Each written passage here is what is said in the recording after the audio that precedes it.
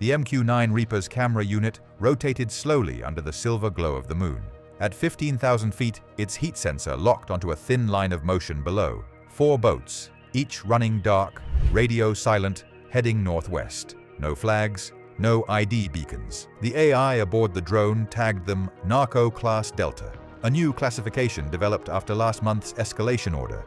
Within seconds, data coded securely with AES-256 protocols was routed to the U.S. Southern Command main command post at Roosevelt Roads Naval Base, Puerto Rico.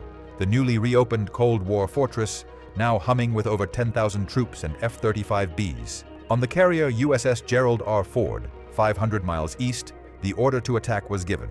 The order, deadly attack. Treat vessels as hostile fighters. At 2:43 a.m., 4 Hellfire R-9X missiles were released. Each tore through the night with no blast charge, only spinning sharp metal cutters. The first boat split open mid-hull.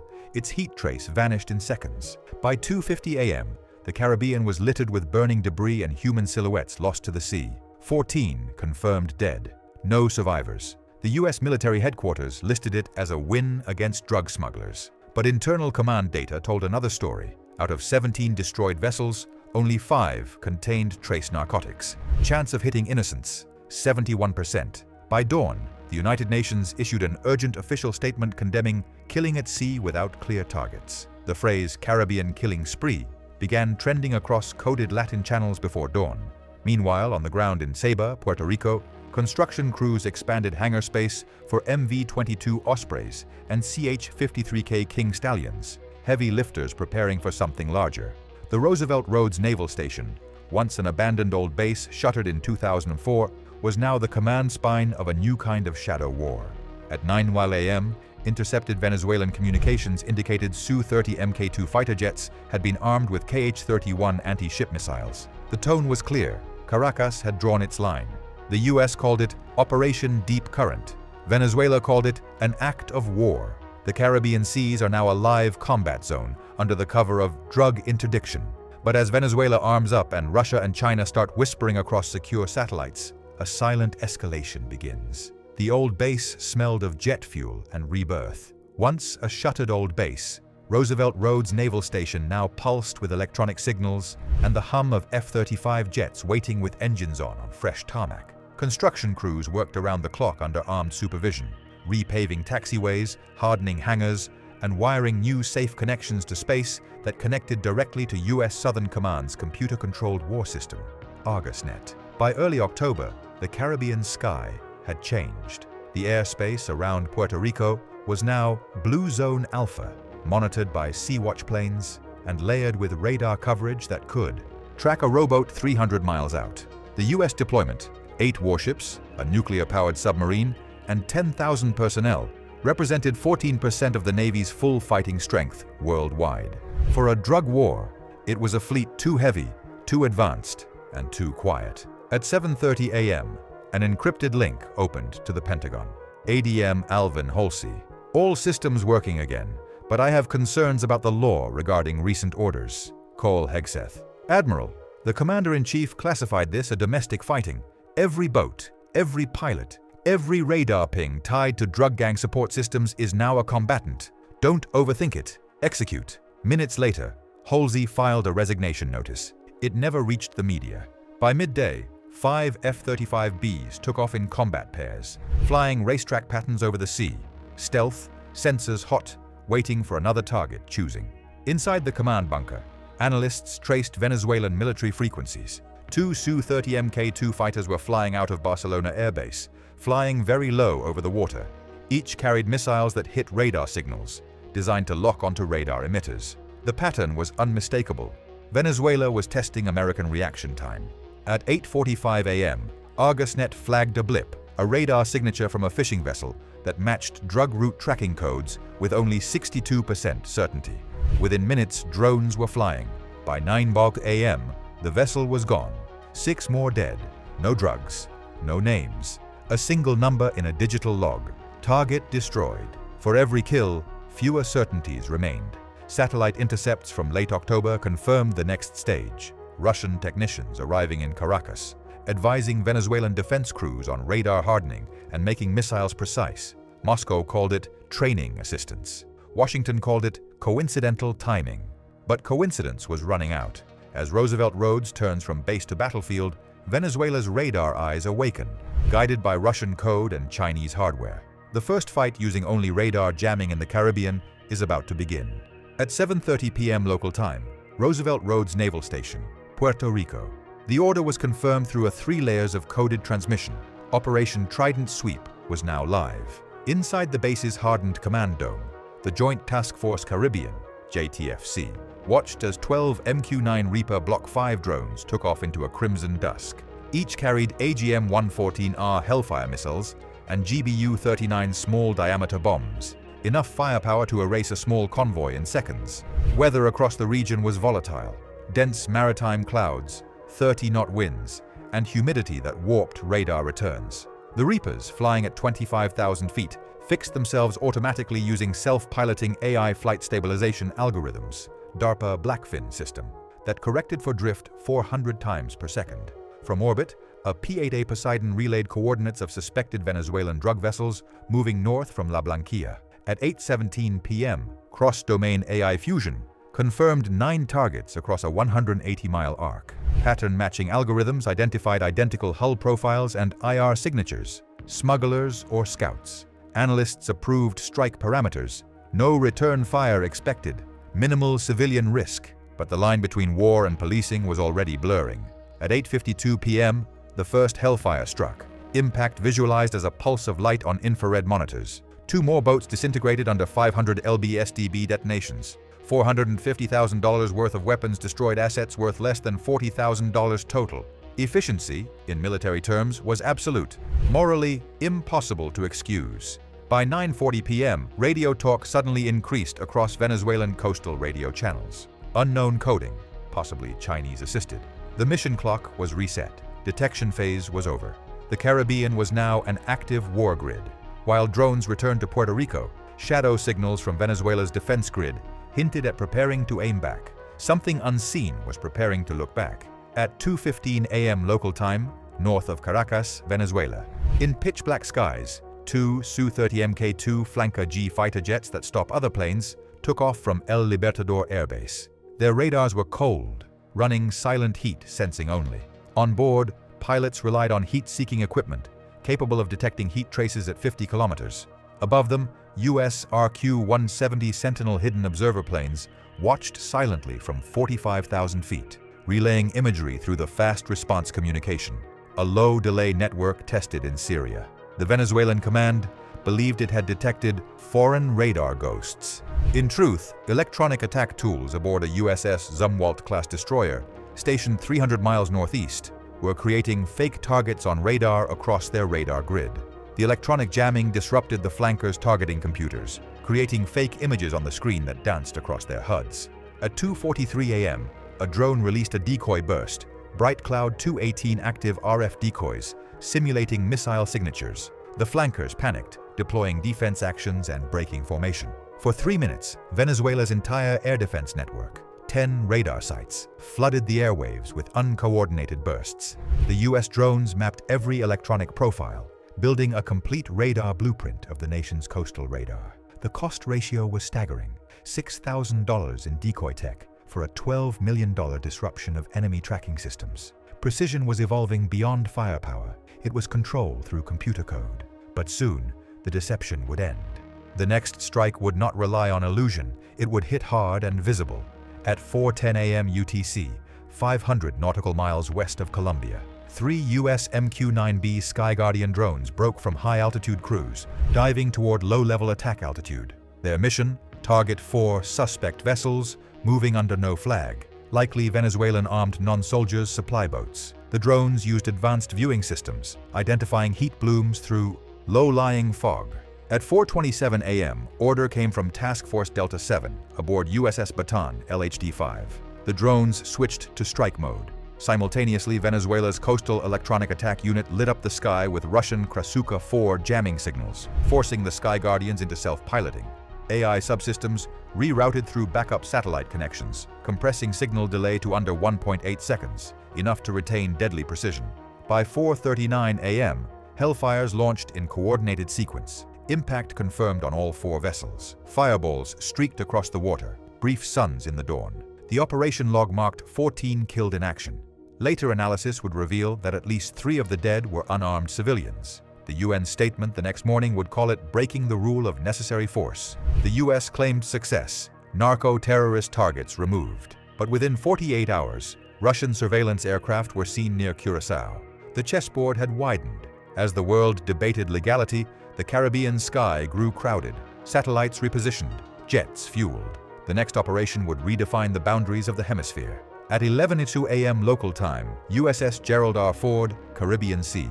The supercarrier cut through rising swells as a tropical depression brewed to the east. Lightning flashed across a horizon filled with digital eyes. E-2D Hawkeye air control and warning planes, MQ-25 Stingray refuelers, and F-35Cs, armed for stopping ships at sea. The airspace was thick with coded data streams. At 11:17 a.m., the carrier's Combat Direction Center detected multiple radar reflections north of Isla Margarita. The signal's signature didn't match smugglers or fishing fleets. It was too ordered, too synchronized. Analysts tagged it Pattern Sierra, possibly Venezuelan fast attack craft, running silent under electronic protection. The Ford launched a 4-ship F-35C strike package, escorted by 2 EA-18G Growlers tasked with jamming enemy sensors. The jets flew close to the cloud ceiling at 32,000 feet, made nearly invisible to radar. Within 10 minutes, their advanced radar drew detailed pictures, 11 fast boats, likely militia crewed, fanning outward like a claw.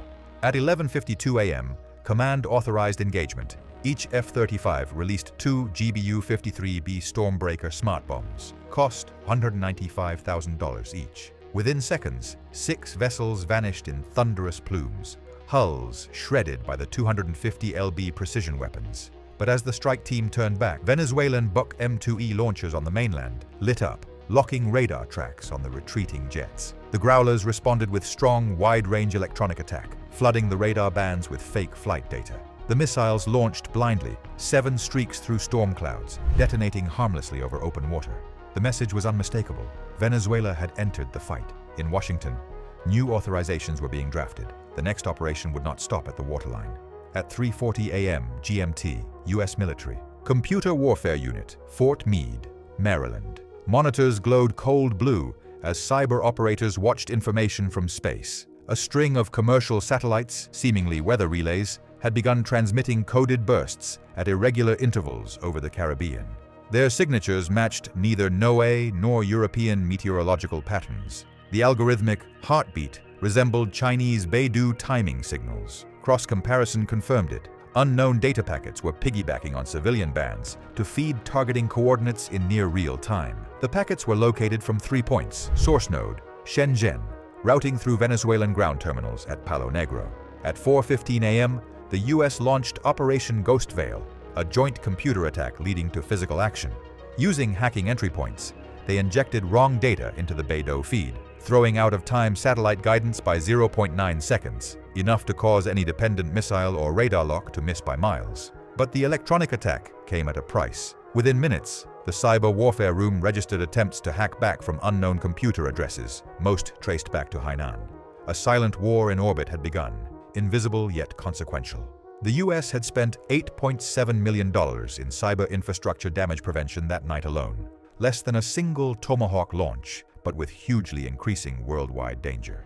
In the Caribbean below, the fog of electronic warfare gave way to heat. The next strike would not come from the air. It would emerge from beneath the surface. At 6:10 a.m. local time, 220 nautical miles north of Caracas, beneath 400 meters of rolling Atlantic swell, the USS North Dakota SSN 784 drifted silent in stealth mode. Her mission? Stop a Venezuelan supply convoy escorted by foreign observers, possibly Russian technicians. Passive sonar tracked metallic murmurs, diesel signatures consistent with Project 636 Varshavianka submarines, export variant known to be stealthy but not invisible.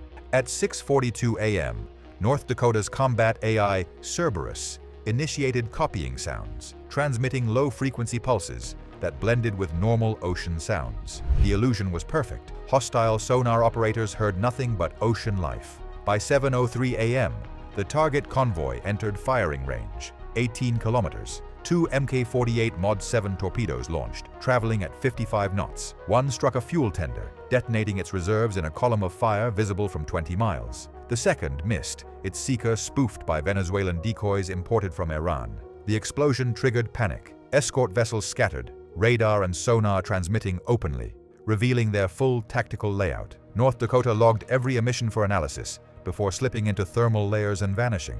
The U.S. command claimed defensive engagement. Caracas declared it an act of war. In diplomatic cables, both sides wrote different versions of the same lie. Venezuela's return attack was unavoidable. What began as drug fighting would now escalate into state conflict. The next moves would test red lines drawn decades ago. At 2:40 p.m. local time, Western Caribbean Air Defense Corridor. By mid-November, the tension had grown into open skies. U.S. air control and warning planes orbiting 200 miles north of Aruba detected incoming radar tracks, 4 Su-30 Mk-2s from the Venezuelan 11th Fighter Group. They flew low, fast, and deliberate, flying close to the sea's curve at Mach 1.2. Each carried KH-31A anti-ship missiles, range 70 miles. Their heading pointed straight toward the USS Thomas Hudner, DDG-116, a $1.8 billion Arleigh Burke-class destroyer. At 2:52 p.m., the Su-30s broke formation, launching 2 KH-31s together. The missiles skimmed the waves, guided by radar signals at Mach 2.5. The Hudner's main defensive computer system instantly engaged. Defense missiles streaked out at 3,500 mph, one hit clean, destroying the first KH-31 in the sky. The second exploded just short of the hull, shredding deck plating and injuring 6 sailors. The destroyer listed slightly but stayed working. Minutes later, U.S. command ordered return attack. 2 F-35Cs from the Ford Carrier Strike Group entered the zone, tracking the retreating Su-30s. At 3:05 p.m., they fired AIM-120D AMRAAMs from 50 miles. Both hits confirmed. The flankers broke apart before their pilots could eject. The skies fell silent, but world politics reacted strongly. The UN Security Council met within 12 hours. Venezuelan state TV showed the smoking wreckage, declaring imperialist murder. Washington framed it as defensive keeping in check. The cost sheet told another story. $7.6 million in weapons spent to destroy aircraft worth half that. But cost was now unimportant. Momentum had taken command. In the silence after the gunfire, another war front was opening, one that no satellite could see. At 3:30 a.m. GMT, Fort Meade, Caracas, Shanghai, 3-network relay. The digital battlefield unfolded without a shot fired. Venezuelan cyber operators, using Iranian-built Tondar malware, launched coordinated attacks targeting the U.S. Southern Command's logistics servers. For 6 minutes, power fluctuated across Roosevelt roads. Fuel inventories scrambled into nonsense. It wasn't destruction, it was distortion. But U.S. Cyber Command's AI Sentinel, Archon 5, fought back instantly. It detected the malware's command and control node buried inside a neutral ISP in Singapore. In under 90 seconds, Archon infiltrated, copied, and reversed the code's origin, feeding corrupted data back through proxies until Venezuelan systems exploded. Dozens of radar and targeting consoles went offline simultaneously, paralyzing the Air Force's ability to coordinate. The attack cost Washington $4.2 million in bandwidth and hardware burnouts. Caracas suffered over $50 million in infrastructure damage. But beyond numbers lay the truth. The first confirmed live computer code versus computer code battle in the Western Hemisphere. By dawn, both sides had restored partial working ability, but the mutual distrust was irreversible. The Caribbean had become a testbed for fighting, guided by computer codes. Deception in code had bought only hours. Steel and fire would resume. Venezuela's return attack was already in motion, and the next engagement would be the largest yet. At 7:10 a.m. local time, Gulf of Paria, Trinidad-Venezuela border. Radar operators aboard the USS Bataan, LHD-5, picked up dozens of small blips moving in formation. They weren't aircraft or fishing boats. They were Type 022 Hubei-class missile boats, clearly Chinese-designed, but flying Venezuelan flags. Intelligence later confirmed that 4 had been delivered under a maritime training exchange in October. The small fleet advanced at 36 knots. U.S. Reaper drones tracked from 20,000 feet, while P-8A Poseidon aircraft prepared for visual confirmation. The boats carried C-802 anti-ship missiles, range 120 kilometers. The math was grim. Within 12 minutes, they'd be in deadly range of the Bataan. At 7:26 a.m., Task Force Delta 7 initiated defense actions. F-35Bs launched from Roosevelt Roads. Their AN APG-81 radars scanning in low chance of being seen mode. The strike commenced at 7:32 a.m.